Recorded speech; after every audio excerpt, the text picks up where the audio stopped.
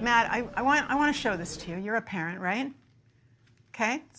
It's perfectly normal for 10 years and up. Here's just one page I want you to see here.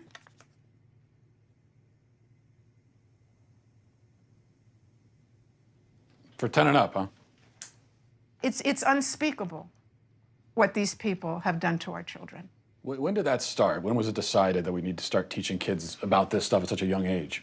So I'll answer that with one word: Kinsey. Kinsey was a social reformer. He wanted to rid society of Judeo-Christian values when it came to sexuality.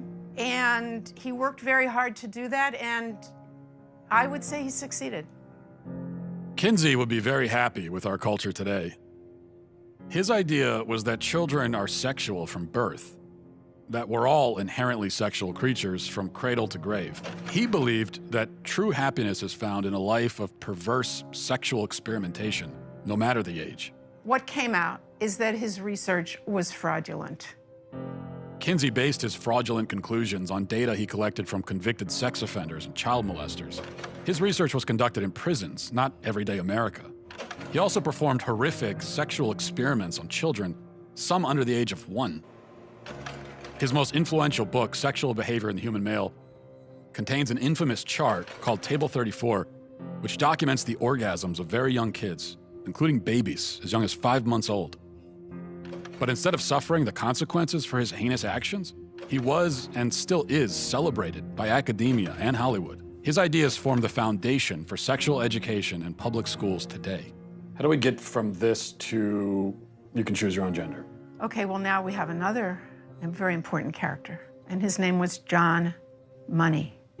John Money was a psychologist and professor at Johns Hopkins University. Gender ideology was his brainchild. In fact, he coined the terms gender identity and gender roles. And according to Money, babies are gender neutral at birth, and ultimately environment determines whether a person is a man or a woman. Money was telling the world about his theory that a boy could be raised as a girl and do just fine, and vice versa. And so Money tried out his theory on 2 young twin boys, the Reimer twins. When the twins were 8 months old and they went to be circumcised, the first twin, whose name was Bruce, something went wrong with the machinery and his penis was burnt off. They stopped and didn't do a second circumcision on the other twin, as you might imagine. And the parents, of course, didn't know what to do. How are they going to raise this child? John Money convinced Bruce's parents to transition him into a girl. Money also conducted sexually abusive experiments on the twins throughout their childhood, including forcing them to simulate sex acts on each other. He reported up to the age of 10 that this was a complete success. Well, it wasn't true. The results were a disaster. Bruce could never fully accept his female identity.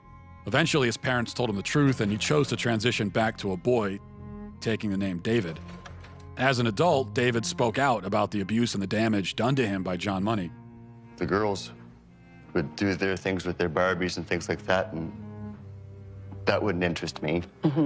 And things such as trucks and building forts and, getting to the odd fist fight and climbing trees, that's the kind of stuff that I like, but it was unacceptable, so I'd never... As a girl?